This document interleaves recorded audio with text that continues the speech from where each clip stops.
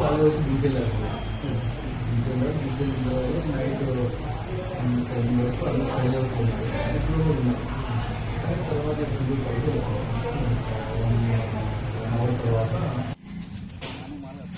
మామూలుగా మీరు రెగ్యులర్గా ఇడే పడుకోవాలి కదా.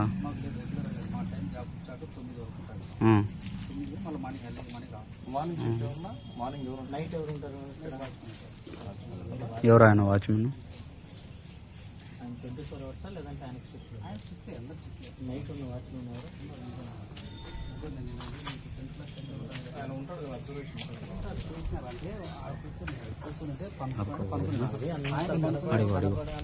దూరం అయితే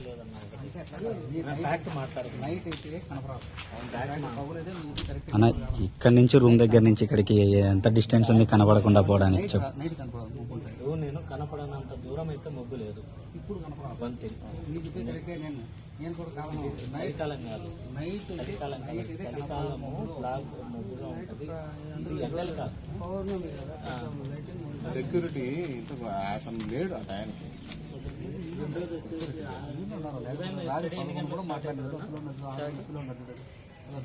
బాటన్ గారు మీరేనా? ఏం పేరేనా? హాస్టల్లో ఈ స్టడీ అవర్ ఎర్లీ మార్నింగ్ ఎన్ని గంటలకు స్టార్ట్ అవుతుంది? నేను సోషల్ వెల్ఫేర్లో చదువుతున్నాను. దగ్గర దగ్గర నాకు తెలిసి 4:30కి లేవేస్తా ఉన్నారు.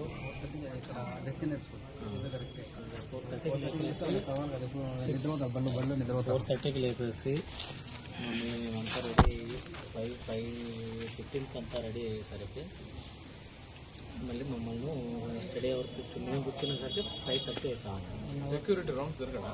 రౌండ్స్ తిరుగుతూ ఉన్నారు. ఎవరు సెక్యూరిటీ అని పిలిపించాను.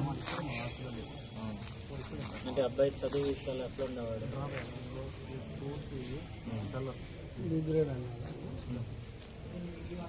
గ్రేడ్ సి గ్రేడ్ అనేది మనం ఇంటికి పోయి ఇచ్చాను. నిన్న మధ్యాహ్నం కూడా స్కూల్ జరిగింది.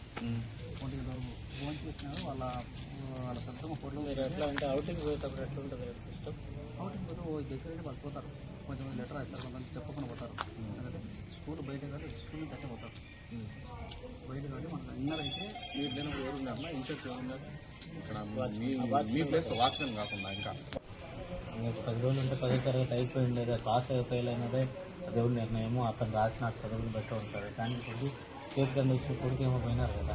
కానీ ఇక మీద మీరు జాగ్రత్తగా ఉండాలి. అంత సరిగ్గా ఈయన్నే పడుకుంటానంటా ఉన్నారు. ఇక్కడ పడుకుంటే సౌండ్ రాదా అన్న? వాంటెడ్గా అతను చేసుకోవాలంటే ఇంత దగ్గర నుంచి ఇంత మంచి ఆపర్చునిటీ ఉంది అతనికి. లేదంటే ఆ లోపలికి వెళ్ళిపోయాడంటే ఆ దూలాలకు వేసుకోవచ్చు. కానీ ఏదో సంథింగ్ ఇస్తే మనము ఇన్వెస్టిగేషన్ ఆఫీసర్స్ అయితే కాదు, మనం ఖచ్చితంగా న్యాయం కోసం చూడాలి.